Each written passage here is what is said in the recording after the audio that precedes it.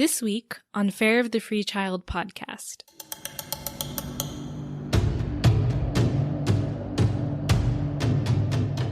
The final episode of Fair of the Free Child podcast starts now.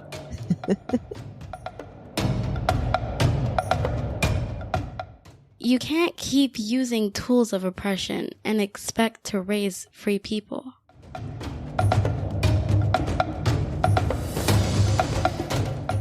Peace and love. Akilah S. Richards here. Final episode. First of all, I want to absolutely start out with gratitude. It has been levels of everything, really, to be in conversation and in some cases community with you. I started this from a place of anger and sadness, frustration, longing, which, I'm recognizing the connection between longing and belonging. And that's what this podcast has been, really, a journey from longing to belonging, experiencing a sense of belonging, inviting it, being a co-conspirator in different people's successful belonging efforts, their efforts to belong and to create spaces where other people felt that they belonged, knew that they belonged.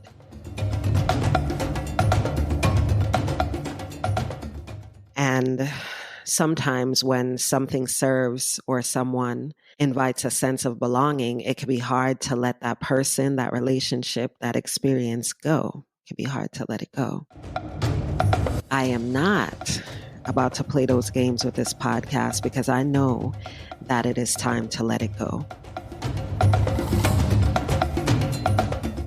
I find myself less concerned with unschooling as a pathway and more so who unschooling has shaped, in me in particular, or which parts of myself was I able to let go of as a result of going down this journey through the portal called unschooling.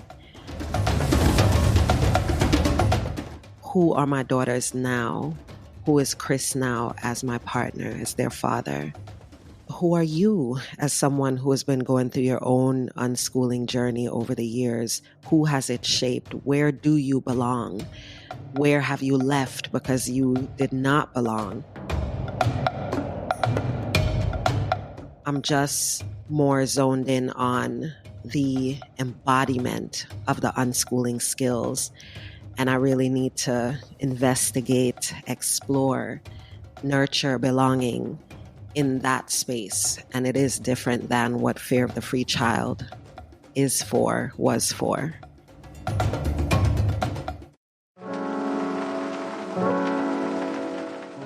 In this episode, I'm going to do a couple of things. One, I'm going to offer you that 5th care package. There were 5 things I wanted to leave you with. How-to guides, so to speak, for navigating all of this information that I've put out and been part of over the past 7 or 8 years. A beginner's path, we've talked about. A path of moving from homeschooling to more confident, autonomy-centric practices. We did a for me, not them path. We did a pervasive whiteness, naming that, navigating that path. And then this week, we're going to talk about the been unschooling and now ready to deepen my shit path. I'm also going to tell you 5 places where you can get the type of work that you are getting on Fair of the Free Child.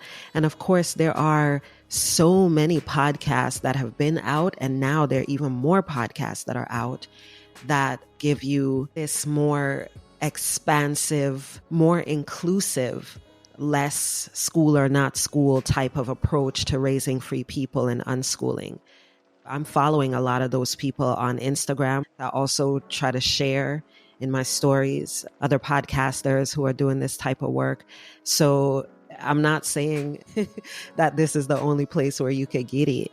But what I am saying is that there are specific places that I'm making sure that this work, the effects of this work, the impact of this work live on. So I will tell you those 5 spaces as well.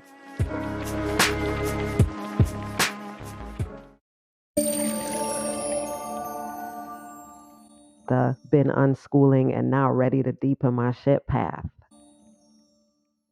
So you've been unschooling. You get it. You're not doing school at home.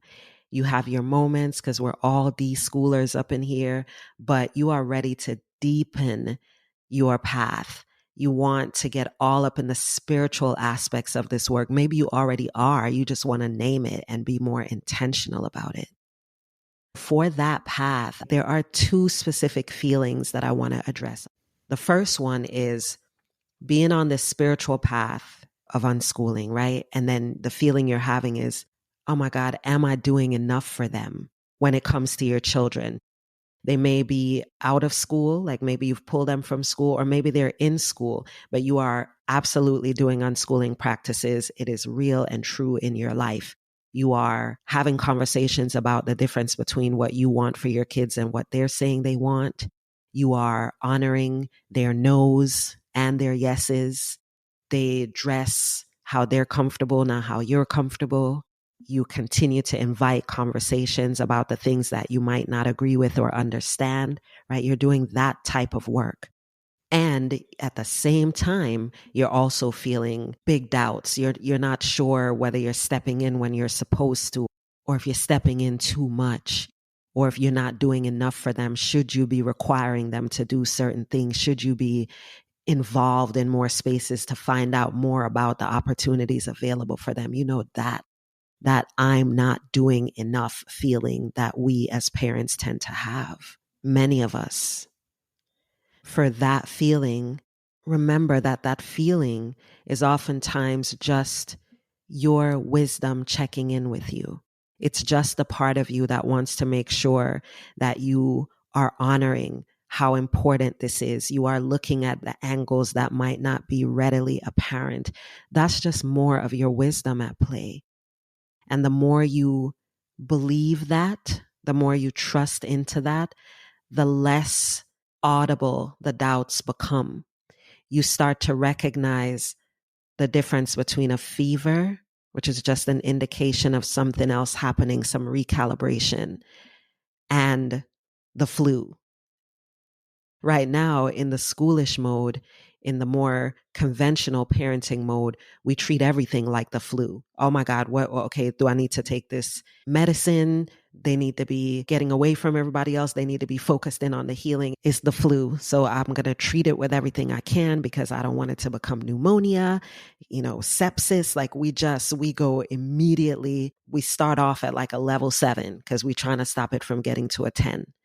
As you continue to deepen your path, and by deepen, I mean look more at why you believe what you believe and act how you act, and why you resist and why you push, really investigating the why behind what you do, and not so much assuming that whatever you're doing, especially in relation to a kid, is exactly what you should be doing because you're the parent and you just want what's best for them, right? Like if you're already in that level of conversation, you are on what I call the spiritual path as an unschooler.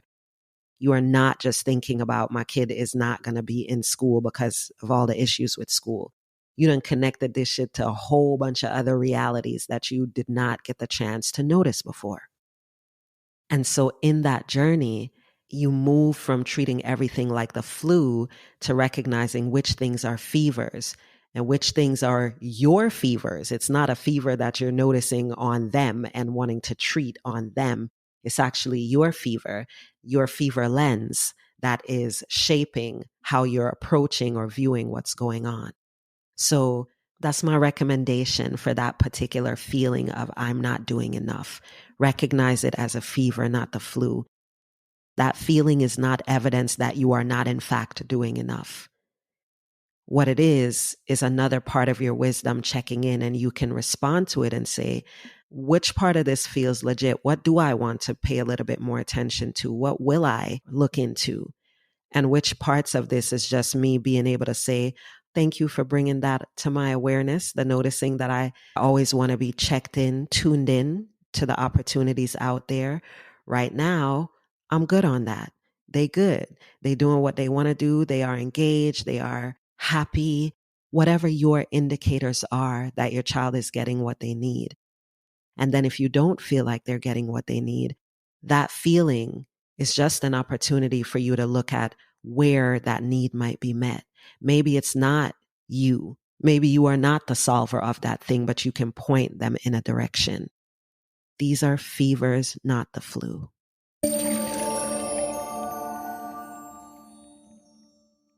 The second one is really an extension of the first one, which is about managing me, not them, not it, not that choice.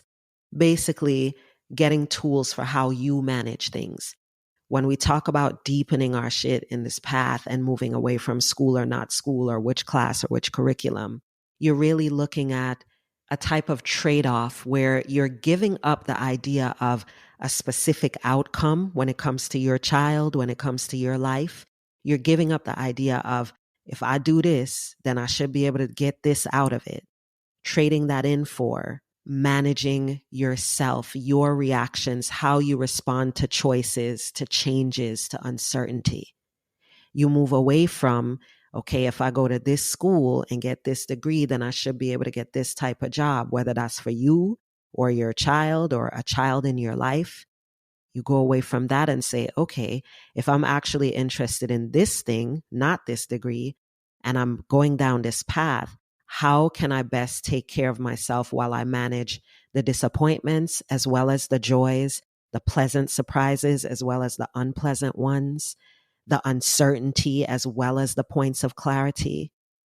If you are deepening your path, you are moving away from an attachment to specific outcomes and formulas and curricula over into being grounded in a certain level of confident autonomy in yourself, in your child, for them, on their behalf, in such a way that it ain't about what does or doesn't happen. It's about how you deal with it and how you are learning to manage choices, changes, and uncertainty.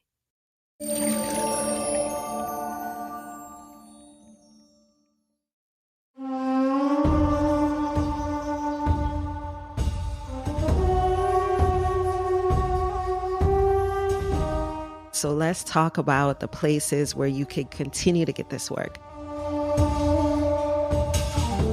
Raisingfreepeople.com. Fear of the Free Child episodes, they not going nowhere. I'm just not doing any more of them. So the 270 plus, actually, because there were some brata between episodes, all of those episodes, one link that you can go to, and you'll be able to get access to every single episode. Raisingfreepeople.com. More places you can get this work.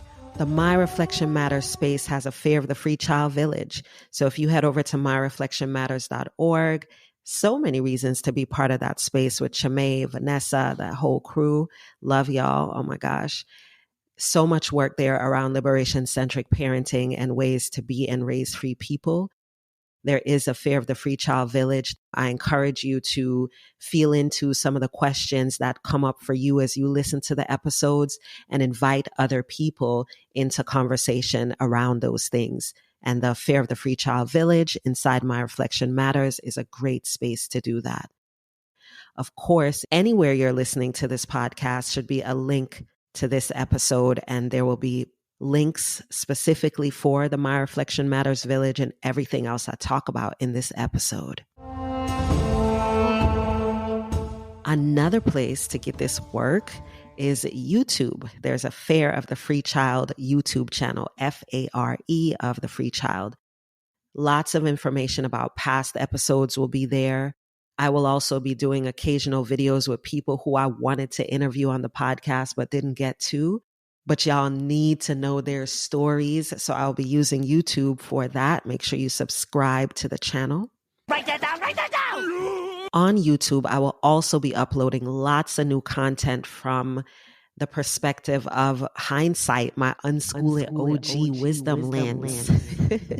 So, for example, I plan to do these kind of talk back videos on that channel. For example, you'll see videos that I posted in like 2014, 2015, really early on in our journey. And some of those, when I hear what I said or where I was, I'm like, oh, girl, keep going. Come on, come. So I want to talk out loud to that version of myself because I know from your feedback that it's useful to hear things from early on in the journey, especially if you're just getting started and you're raising free people work. Like you just came across the podcast or somebody else's work and you're like, oh shit, okay, rabbit hole, fear of the free child. Oh my God. But what about this? I can speak from those spaces and to those spaces. And that's what I plan to play with on YouTube. Yeah. So just make sure you subscribe. It's youtube.com/@fair of the free child. Another spot is our Make It Happen family, patreon.com/Akilah. I have two staple things on Patreon in addition to just like random everyday awesomeness in between. Not every day, certainly every couple of weeks, maybe even every week. But I have two staple things. They are Some Type of Way Thursdays and Sata Sundays.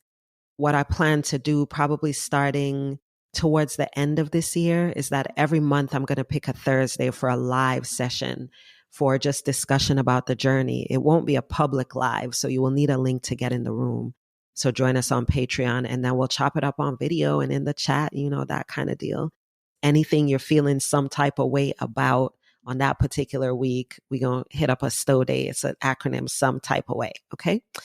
Also on Patreon, I'm going to share things like I will invite guests. Sometimes there's so many people like, oh my God, Bina Joy, who does movement and body work, just people whose work influence my own capacity to be and raise free people because they help me with my personal leadership, manage the things that are really about me, but it look like it's about my kids or it look like it's about my relationship with Chris or, whatever the thing is. So just different things to name and manage the feelings that come with this commitment to raising free people.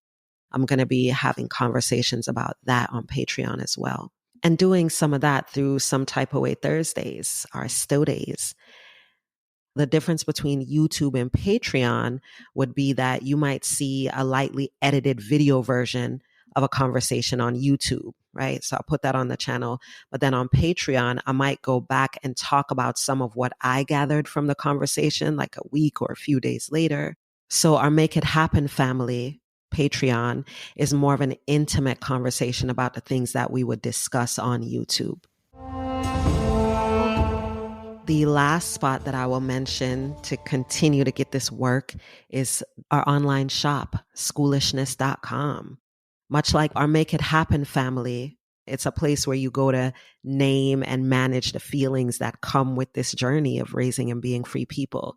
The difference between the shop and, say, Patreon or YouTube is that it gives you tangible tools and toys for that journey. So some of my own spiritual processes, that's why the practice deck is in there, the card deck.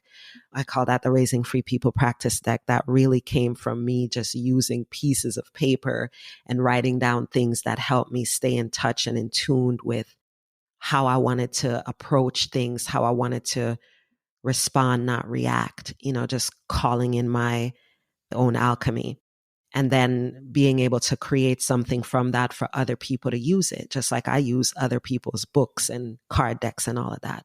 So it's just some of the ways that I've learned to educate and to connect with this version of myself that is less school centric and that is not looking for outward validation and a lot of sameness, in order to feel complete or whole or on the right track.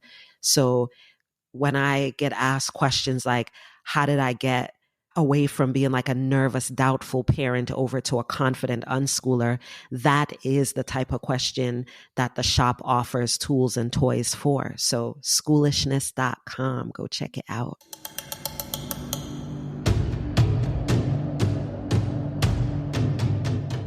I want to thank you for rocking with me for however long you have been here, whether you started with us in July of 2016 or this is the very first episode you're listening to. I appreciate you could not have done this.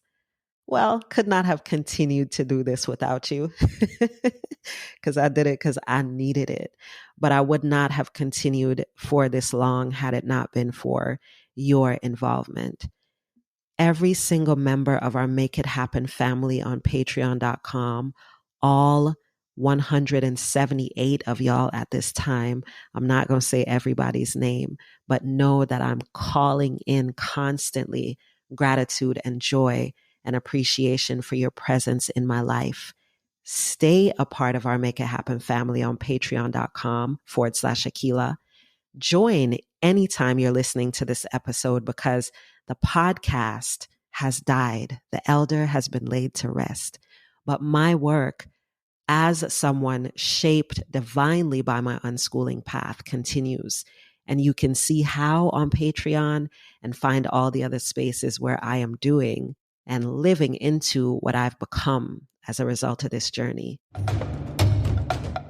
Juan Perez, Nazneem Mukadam, Romaine Sinclair, Daniela Gutierrez Paz, Vanessa Milano, Chris Richards, David Amesquita, everybody who has worked on any episode of Fair of the Free Child.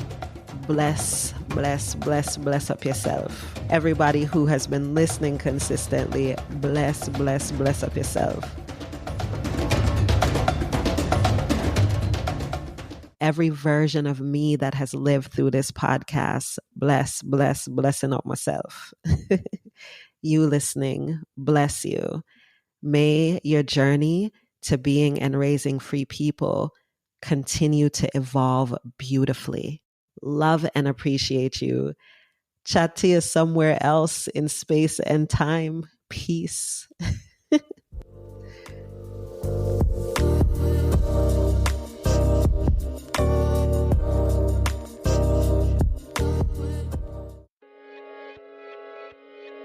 I'm coming from a background, Black British, Jamaican parents, all of that like culture, and hearing about, what it was like for them growing up and how, they had such a strict upbringing and stuff. So this is what I'm going against potentially.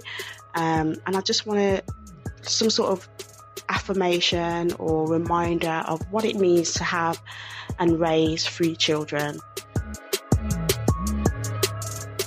Really, the term free child and kind of like what this means and what this creates, and dare I say the benefits and the risks of this. I trust children. Fair of the Free Child is a weekly podcast that centers diverse narratives, insightful commentary, learning with our children and deschooling ourselves, owning our multiple identities and treating children with dignity, creating community and sharing conversation from often silenced spaces.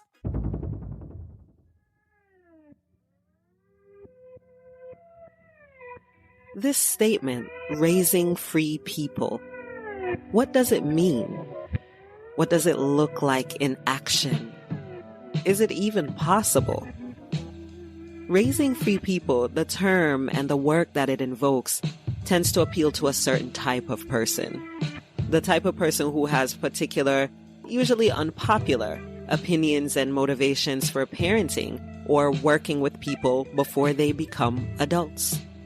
This work is oriented toward liberatory relationships by trying to avoid or no longer do two things. One, we want to avoid or we want to stop unconsciously mimicking the ways that we were parented or treated before we became adults.